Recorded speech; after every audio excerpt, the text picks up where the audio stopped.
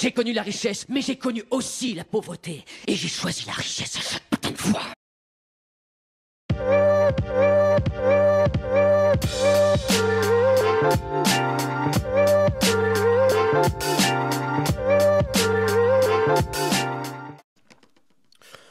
Et bonjour à tous et bienvenue sur la chaîne de l'Examen Crypto. Nous sommes le vendredi 2 mai 2025, il est actuellement 7h30. On va faire le point bien sûr sur la situation du Bitcoin. On va regarder les news, on va regarder les altcoins. Cette crypto map qui est encore dans le vert, ça fait plaisir, on a des belles performances toujours du côté des altcoins. On va regarder ensemble ce qui se passe, on va regarder ensemble quelles sont les prochaines targets. Bref, on s'installe confortablement et on démarre. Avant, je rappelle bien sûr à tout le monde que tout ce que je vais dire n'est en aucun cas un conseil financier, c'est à vous de faire vos propres recherches. Et n'oubliez pas que le trading de crypto comporte des risques de perte partielle ou majeure. On démarre avec les news, il s'est passé pas mal de choses encore hier. Alors voilà, ça commence ici, ça commence là, voilà, parfait. Donc hier matin, effectivement, on avait évoqué le fait qu'il y avait un mouvement impulsif qui était en cours de préparation. Alors ça n'a pas vraiment loupé, hein, parce qu'effectivement, on a un Bitcoin qui est passé de 94 000 à 97 000 $. On va voir ensemble qu'on a été rejeté, mais il y a quand même des choses intéressantes encore à voir. Alors, on a vu dans le Club Lexarocket la crypto Injective et la crypto Jupiter, ainsi que la crypto Pendle. On a vu aussi donc effectivement derrière des news par rapport à la token 2049, hein, vous savez donc effectivement l'événement qui a lieu en ce moment à Dubaï. D'ailleurs je crois que c'était avant-hier et hier, et là je crois que c'est fini. En tout cas, il y a eu pas mal de choses, il y a eu pas mal d'intervenants. Parmi ces intervenants, il y a eu Eric Trump en disant: c'est une blague, pourquoi les banques fonctionnent de 9h à 17h du lundi au vendredi avec 1h30 de pause déj, le système financier traditionnel est cassé. Il dit qu'il est convaincu qu'ils vont gagner la révolution crypto, l'Amérique entre dans une nouvelle ère. On a Robinhood en chute libre sur les cryptos, revenu du Q1 moins 8,6% à 927 millions de dollars, mieux que ce qui était attendu, hein, c'est attendu à plus 3,16. Le trading crypto s'effondre de 30% à 252 millions de dollars avec un volume en baisse de 35%. Donc bon, c'est quand même assez délicat du côté de Robinhood. Dans le club Lexarocket, on avait vu aussi la crypto dodo. Je rappelle que le club est là pour vous faire avoir des belles opportunités et le club est là aussi pour vous faire des analyses de suivi régulières par rapport à plein de cryptos. Le lien est en description de vidéo. On a l'Europe qui serait prête à faire une offre commerciale de 50 milliards d'euros aux États-Unis, refusant d'accepter les droits de douane permanents de 10%. Toujours du côté de la token 2049, Paolo Ardoino, donc le PDG de Tether, déclare que d'ici 10 ans, il pense que chaque actif sera on-chain. Donc dans 10 ans, j'ai envie de dire, c'est demain. Alors j'aimerais y croire, hein, ce serait en tout cas assez ouf, mais après, ouais, franchement, c'est vrai que ça peut être possible, hein. Crypto Détente qui nous pousse que les tarifs douaniers de Trump mettent l'économie chinoise à l'épreuve avec un stress test à 1 million de dollars. Les deux géants attendent de voir qui flanchera en premier. Alors c'est pas 1 million, c'est plutôt milliard, mais 21 shares qui déposent une demande auprès de la SEC pour lancer un ETF spot sur la crypto SUI. Alors le SUI, hein, c'est vrai qu'il y a eu pas mal de hype à un moment donné, après ça s'est calmé, et là ça commence à revenir, et là du côté des ETF, alors c'est juste une demande, hein, c'est pas une approbation, mais c'est vrai que si c'est une approbation, ça pourrait clairement relancer toute la hype, alors on verra après si ce sera approuvé ou pas. Sergey Ekens, donc de DA6, qui dit que chaque particulier devrait envisager d'avoir au moins un Bitcoin. Bientôt, les États-Unis et d'autres pays commenceront à en acheter. Donc là, on le sait, hein, déjà du côté des États-Unis, ça commence à acheter dans tous les sens, mais il y a aussi d'autres pays, effectivement, qui le font. Et c'est peut-être que le début. Flash spécial, le Solana domine toutes les blockchains en revenus générés au premier trimestre 2025. Regardez ça. Là, du coup, franchement, c'est quand même assez dingue, hein, ce qu'ils font en termes de domination. C'est ouais, ça pousse pas mal.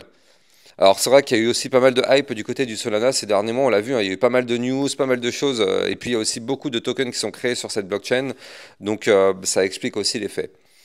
Freight Technology obtient jusqu'à 20 millions de dollars pour constituer une trésorerie officielle en Trump Token, donc le fameux dollar Trump, devenant ainsi l'une des premières entreprises cotées à adopter le Trump comme actif numérique stratégique. Alors ça, je trouve ça ouf personnellement quand on a vu ce qui s'est passé du côté du token Trump. Je trouve que c'est quand même risqué. Alors, c'est vraiment prendre un pari sur le futur, mais c'est quand même risqué de prendre un pari sur ce token-là quand on sait qu'il a été quand même pas mal manipulé. Alors, officieusement, on ne pourra jamais dire que c'est vraiment le cas, mais on l'a tous vécu avec un token où Trump nous dit que c'était le moment d'acheter, et après, derrière, il y a eu des manipulations, ça a chuté pas mal. Enfin bref, c'était quand même vraiment pas top. Euh, Allez, on continue. Donc, du côté du Discord, vous pouvez rejoindre le Discord pour rejoindre toute la communauté. Vous pouvez venir vous entraider, vous poser des questions. Le lien est en description de vidéo, tout comme mon lien Twitter officiel pour recevoir toutes les news et les actualités. Allez, on va regarder maintenant la partie analyse technique. On commence directement avec le Fear and Greed Index qui repasse dans la cupidité. Là, vous le voyez, on est dans le vert. Alors, qu'est-ce que je vous ai déjà appris? Plus on est dans le vert, malheureusement, moins c'est le moment de se dire est-ce qu'il faut acheter? Malheureusement, les opportunités d'achat, on en a eu il y a encore une quinzaine de jours, c'était il n'y a pas si longtemps que ça, on a eu des très très belles opportunités d'achat. Là, c'est vrai que ce n'est pas forcément le bon moment pour se lancer dans des acquisitions de Bitcoin. Mais bon, en tout cas, là, plus on va se rapprocher de la zone vert foncé, plus effectivement on risque d'être à risque. Du côté des liquidités, bah, effectivement, on a quand même, souvenez-vous, hier, on avait pu mettre en avant le fait qu'il y avait deux clusters. Alors, on a commencé à venir grappiller le cluster au nord. Comme vous pouvez le voir, ça y est, il a disparu entre les 95 000 et 96 000. Après, il y en a quand même un autre qui est en train d'être présent à 97 450 jusqu'à 98 700. Effectivement, là aussi, il y a un autre cluster assez important. Donc, on va voir si on va réussir justement à aller chercher ces niveaux. Du côté effectivement du graphique, en tout cas, lui pour l'instant il continue de pousser, donc le Bitcoin continue de pousser actuellement. Hier on a cassé une résistance, souvenez-vous la fameuse résistance des 96 000 $ 188. C'était une résistance qu'il fallait breaker, ça y est, on l'a breaké hier, donc qu'est-ce que ça veut dire tout simplement? Ça veut dire que cette résistance se transforme maintenant en support, donc ça veut dire que si jamais on se met à retracer, et bien du coup on reviendra rechercher ce niveau clé, donc c'est pour ça que c'est pas plus mal, c'est une bonne chose, hein, parce que de toute façon on sait que là il y a un retracement qui est en cours de préparation, on sait juste pas réellement à quel moment il va avoir lieu ce retracement, mais on sait qu'il va arriver. Je rappelle hein, quand même pour ceux qui découvrent ma chaîne YouTube, mais là on est juste pile poil sous la zone de retracement, on a un RSI qui bloque, on a un cours qui continue de monter, donc ça crée une divergence baissière malheureusement. Ça fait quelque temps qu'on l'a repéré, cette divergence baissière, mais bon, pour l'instant, elle ne fait pas chuter le cours, et tant mieux, c'est d'ailleurs pour ça qu'on appelle ça une divergence baissière, mais il faut quand même la garder en tête, parce que là, on est clairement juste en dessous de la zone de retracement. Alors, ça ne veut pas dire, encore une fois, qu'on ne peut pas pousser, et il y a des chances qu'on continue de pousser pour aller chercher la résistance d'après à 98 018, voire même qu'on puisse aller chercher les 100 patates. Ça, c'est une possibilité, parce que si on break les 98 018, bien sûr, les 100 patates, ce serait la target d'après. Mais ça voudrait dire qu'on se trouverait alors en plein milieu de la zone de retracement. Ben, on n'est pas naïf, hein. On n'est pas naïf. On sait qu'à chaque fois, quasiment sans exception, quand on est dans cette boîte violette qui est ici, à chaque fois, on a le retracement. Donc là, je ne vois pas pourquoi ça ferait une exception. Donc le Bitcoin peut très bien continuer de pousser encore un petit peu.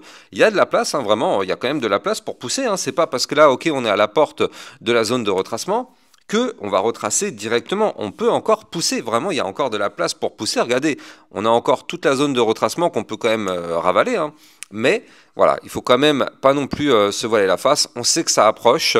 Par contre, regardez, si je me mets en vue hebdomadaire, là où c'est intéressant, c'est que là, par contre, du côté de la zone RSI, on a de la place. En hebdomadaire, par contre, on est à 59. Donc là, clairement, en hebdo, ça nous dit le contraire. Ça nous dit qu'effectivement, en hebdomadaire, on a de la place. Donc, conclusion, en vue long terme, il n'y a pas de problème, on est haussier, mais en vue un peu plus moyen terme, là, il faut commencer à se méfier. Donc ça veut dire qu'on pourrait avoir un retracement moyen terme, mais sur du long terme, on a clairement de la place pour aller chercher des points plus hauts. Donc avoir un retracement, ce ne serait pas forcément méchant si on reste sur du long terme, parce que derrière, ça nous dit que ça nous donne quand même de la place pour continuer de pousser, tout simplement.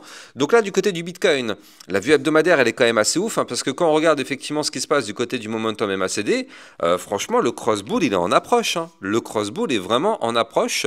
Peut-être dans 1, 2, 3 semaines, c'est possible. Le cross-bull est clairement en approche. Donc là, ça veut dire qu'on a une fin de momentum bear en vue long terme. On l'a vu, hein, de toute façon, il y a eu un retracement quand même depuis plusieurs mois. Et donc là, si on arrive à faire ce cross-bull, ça voudrait dire tout simplement que le Bitcoin aurait mis fin à sa phase baissière et ça voudrait dire que le Bitcoin serait prêt pour continuer de pousser et pourquoi pas faire un nouvel ATH. Ce serait tout simplement ce que ce graphique serait en train de nous dire actuellement. On espère vraiment que ça va se passer parce que là, regardez, on est sur une fin de momentum bear et on a un Bitcoin qui est quasiment à la porte des 100 000 $. Je ne sais pas si vous vous rendez compte, mais ça veut dire que quand le momentum bull va démarrer, si on se retrouve aux 100 000 $, bah, il y a de la place pour pousser quand même. Il y a de la place d'aller chercher des points quand même relativement hauts. Je rappelle que pour moi, ma target sur ce bull run, ce serait d'aller chercher les 130 000 $, peut-être même les 150, 160 000 $. J'avoue que j'ai du mal à voir un Bitcoin plus haut que ça, mais c'est pas grave, tout est possible. On est en crypto-monnaie, vraiment, tout est possible.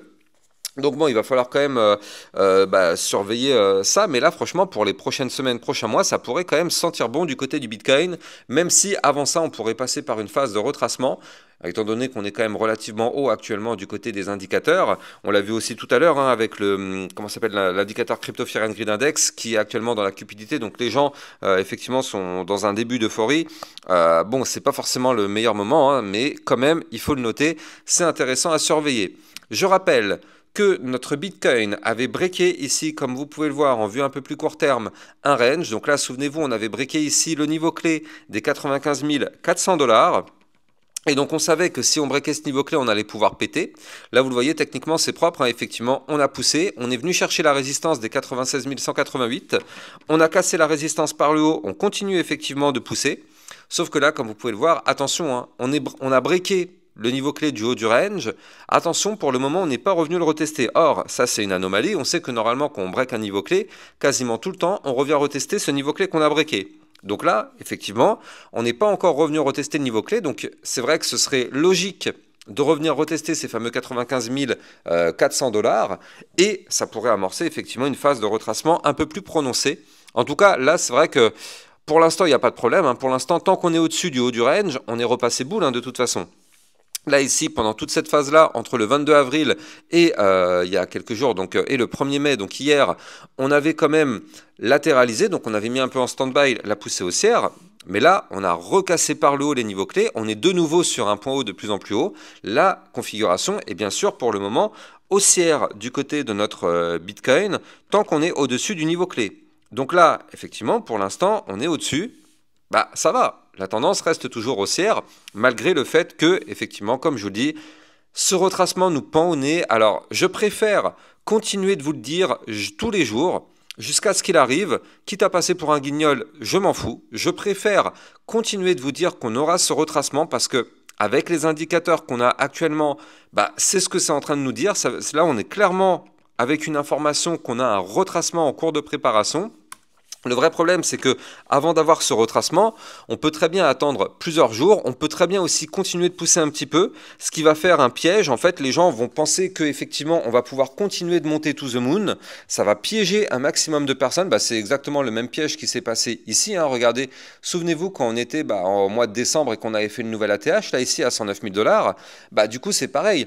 On est monté, on est monté, on est monté. Du côté du RSI, on s'est rapproché quand même pas mal de la zone de retracement. Qu'est-ce qui s'est passé derrière? On a retracé. Or, vu que tout montait, les gens sont rentrés dans une certaine forme d'euphorie. Malheureusement, qu'est-ce qui s'est passé derrière? Le marché a refermé le piège et tous les derniers investisseurs se sont fait piéger. Donc après, effectivement, soit on reproduit les mêmes erreurs, soit effectivement, on essaye d'avancer et on essaye de ne plus se faire piéger. Donc là, on avait connu effectivement ça. Et ici, en fait, on est exactement dans une configuration relativement similaire, encore plus prononcée, j'ai envie de dire, parce que le RSI est encore plus haut. Mais bon, c'est pas grave. Moi, vous me connaissez, on est en crypto-monnaie. Je préfère vous dire qu'on doit rester prudent, même si on continue de pousser. Je préfère 1000 fois vous dire ça. Tant pis, c'est pas grave, je ferai moins de vues. De toute façon, sur ma chaîne YouTube, j'ai pris le pari de faire moins de vues, mais toujours vous mettre en garde par rapport au risque. Je préfère faire moins de vues, c'est pas grave, mais au moins, je préfère que vous ayez vraiment l'information qu'il faut quand même rester très prudent. Ça n'empêche pas qu'on va continuer de monter encore un petit peu, mais restons tout de même vraiment prudents. Allez, on va regarder ce qui se passe du côté des altcoins. Avant ça, je rappelle bien évidemment que vous pouvez me suivre sur Twitter. Vous avez mon lien en description de vidéo pour recevoir toutes les news et toutes les actualités crypto. Et n'oubliez pas aussi, si vous le souhaitez, vous pouvez rejoindre le club d'Exarocket. Si vous aussi vous souhaitez recevoir encore plus de vidéos d'analyse technique par rapport à plein de crypto-monnaies. Et si vous aussi vous souhaitez recevoir pas mal eh bien, de potentielles belles opportunités, bah voilà, ça se passe dans le club Lexa Rocket, n'hésitez pas, le lien est en description de vidéo. Allez, on continue sur notre Solana. Donc, que nous fait notre petit Solana? Eh bien, tout simplement, il est toujours haussier. Il est toujours haussier malgré le retracement qu'on a connu ces derniers jours. Retracement qui était attendu, qui est tout à fait normal, qui est tout à fait sain. Aucun problème avec ce retracement qu'on a sous les yeux. Maintenant, du côté du Solana, comme vous pouvez le voir, pour l'instant, il n'y a pas de souci. On est toujours haussier tant qu'on est au-dessus du niveau clé des 145 $. Je rappelle que c'était un range qu'on avait breaké par le haut.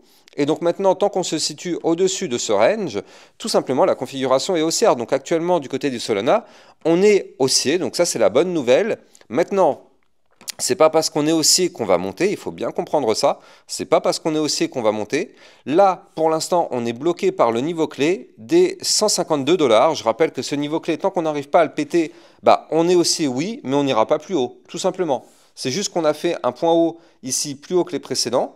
Mais ce n'est pas pour autant qu'on continuera de monter. On continuera de monter que si on break ces fameux 152 $. Et si on break ce niveau clé, alors dans ce cas-là, effectivement, on pourrait aller chercher potentiellement des points plus hauts et on pourrait aussi aller chercher notre fameuse zone des 160 $. Je rappelle que la zone des 160 $, c'est la zone ruban de moyenne mobile long terme. Et si on arrive à repasser au-dessus de ce ruban de moyenne mobile long terme, bien évidemment, ce serait plutôt bon signe pour la longue durée. Mais pour l'instant, on n'y est pas encore, donc on va rester quand même prudent. Là, en tout cas, on est en train d'assister quand même à un très joli scénario en pullback. Cassure, pump, pullback. On forme un doji. Ça, on savait que c'était un chandelier qui allait nous permettre de reprendre de la force. Et d'ailleurs, c'est le cas. On a réussi à repousser un petit peu. Le problème, c'est qu'on n'arrive pas pour le moment à breaker le niveau clé dont je vous parle. C'est pas grave. On va continuer de patienter encore un petit peu. Qui tout double. Mais en tout cas, de toute façon, on est au-dessus des 145 $. Donc, tant qu'on est au-dessus de ce niveau clé, pour l'instant, aucun problème du côté du Solana, sauf si effectivement on commence à breaker ce niveau clé. Les problèmes commenceront à arriver à ce moment-là, mais pour l'instant, on n'y est pas encore. Donc, pour l'instant, ça passe. Je rappelle que pour trader toutes ces crypto-monnaies, vous pouvez utiliser mon lien de parrainage Binance que vous avez en description de vidéo. Ça vous permet d'obtenir un bonus à vie sur vos frais de trading et ça vous permet de trader sur une plateforme enregistrée PSAN auprès de l'AMF. N'hésitez pas, le lien est en description de vidéo. Est-ce que l'Ethereum a réussi à réintégrer son range qu'on avait vu hier, suspense? Et non, malheureusement non.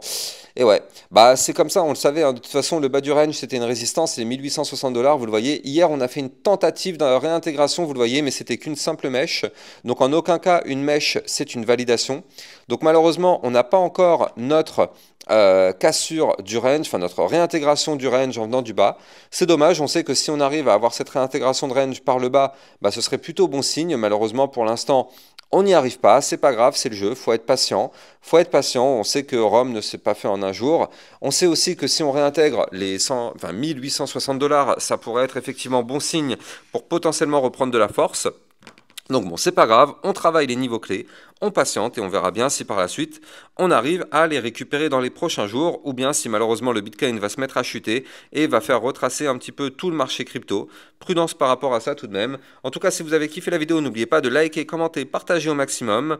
Abonnez-vous pour recevoir tous les jours 1, 2 à 3 vidéos concernant le Bitcoin et les altcoins. Quant à moi, j'ai plus qu'à vous souhaiter une très bonne journée et je vous dis peut-être à ce midi pour une prochaine vidéo. Ciao ciao. Bitcoin, Ethereum, you know the drill. Lost it all but came back with the skill. I lost it all but now I'm back. Crypto millionaire, that's a fact. Diamond hands through the crash. Now my wallet's looking stacked.